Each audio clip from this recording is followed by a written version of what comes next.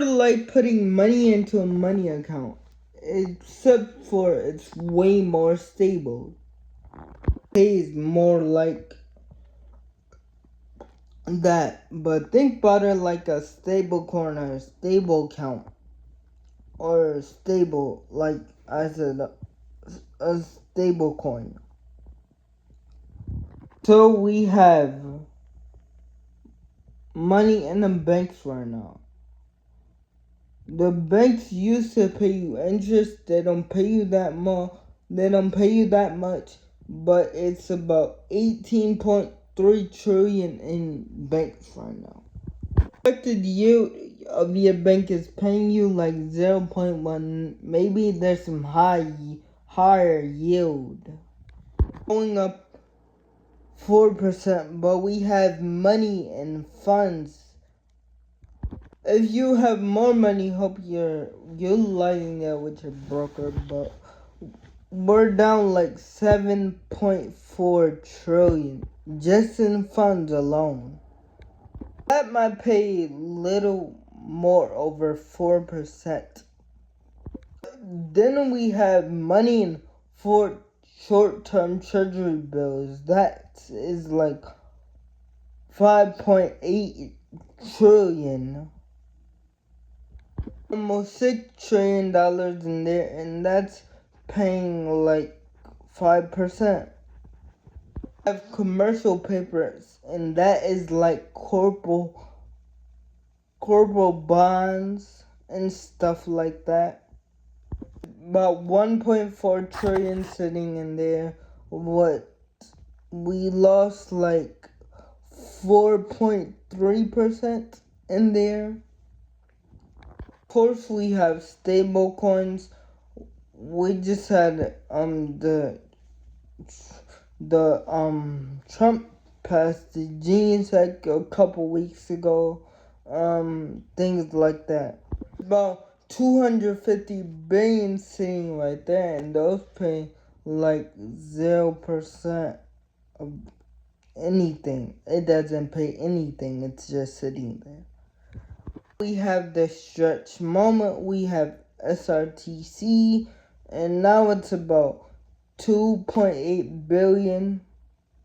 They only were gonna raise 500 million, but they end up raising 2 billion some way somehow, and it pays over 10%. Well, accurate number is 9.5%. So we're talking about $30 trillion just sitting here.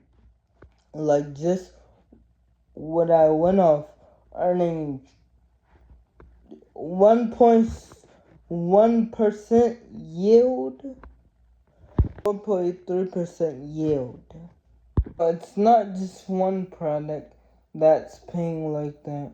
And what they're doing strategy is creating something that we call a yield curve. So they have a product that's called Strike, and it's a longer duration. It's more like a long-term treasury bond.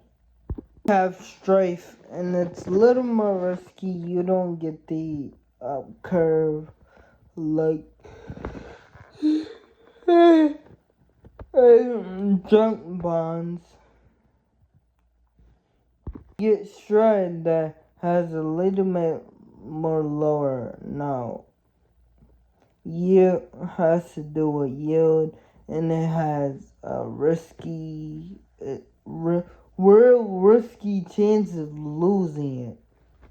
Then we have stretch long distance, but if you look this up, you can see like them short distance in the thing, and we have that long distance with stretch.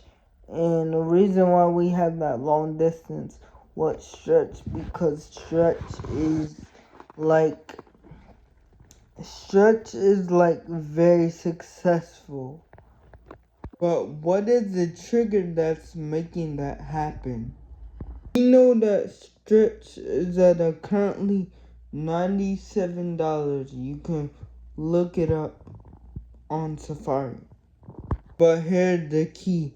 Stretch is supposed to be at $100, not $97.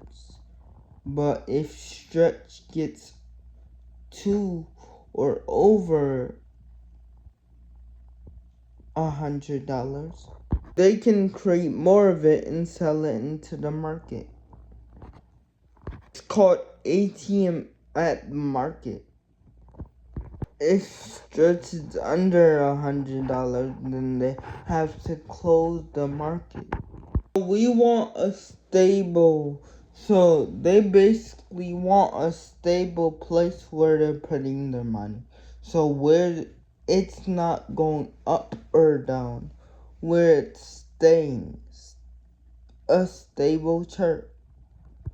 We have a stable price and means I want my $100 to always be $100 or be $100 for that time, if I say myself. That will track more capital, but the thing is, if the prices are going down, they'll do is they'll add yield to track capital. That will bring the price up. Then what happen if it earns more money, they'll bring the price back down. It's no different than a Federal Reserve. The Federal Reserve only wants a stable chart, and how they do that? Well, they bring the chart up and down to keep it at a stable level. Right now, it's at 97, which means they need to increase the price or the chart to make it go to make it go to 100. The key thing, when we get to 100, they can take more of it and sell it to the market. How much more it can sell? Two things. How much higher of 100 than they can get? And how much would the market bear? Two questions we're asking. How much the market will bear and how high it would get. Some analysts expect it can sell $50 billion to the market right away. They can sell $100. Now, what does that mean? It's more than MicroStrategy has raised from the very beginning. It's a lot. We know that if we take the 50 plus, we take the inflows that's flowing into the ETFs, I could push target well over to 250K. That's why this trigger is so big, because we can take that 50 bill in the ETF alone and it can be 250 alone. There's a much bigger play. See, you see see Stretch, Strike, and Stride are all part of the story. It's part of the financial plumbing that's being built right now. Tapping on pools of capital. We're talking about $1 trillion of capital. Pool that stuck behind these regulations and into a hard money Bitcoin. If y'all look at the yield curve, y'all can see well, if y'all don't look up anything from this, just know y'all won't get it. And this something I will look up, because actually we got money stuck in somewhere. We don't know where it is.